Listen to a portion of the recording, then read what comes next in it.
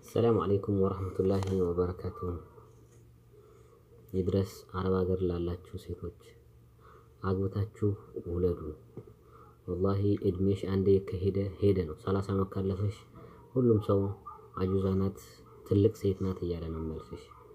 በ25ኛ ዓመት በ20 ዓመትሽ የሚደውልልሽ ሁሉ እየደወለ አግቢኝ የሚልሽ ሁሉ ከዚያ በኋላ አይደውልም አይጠይቅሽም። ደሞ እሷ ትልቅ ናት ማን ያገባታል ነው የሚልሽ ዘወር እያለ ማለት ነው። አግብተሽ ለመውለድ ሞክሪ።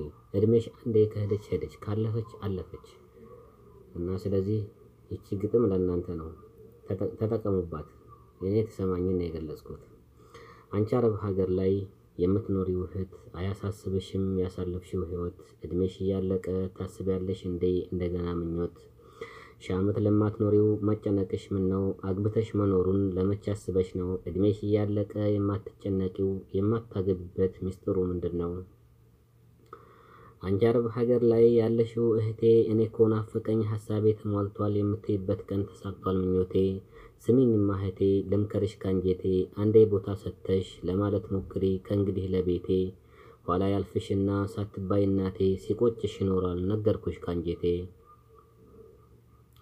ለማይሞላ አዱኛ እድሜሽን ጨርሰሽ አግብተሽ ለመውለድ ይሄ እንኳን ያሳስብሽ። 30 ዓመት ሞላት ብሎ ሁሉም ሳይልሽ አግብተሽ ውለጂ ልጅ መሳም ይመርሽ። 30 ዓመት ማለት ቀላል እንዳይመስልሽ። ከአባት ከእናትሽ ጋር ዓለምሽን እይ ወደ አገርሽ ገብተሽ።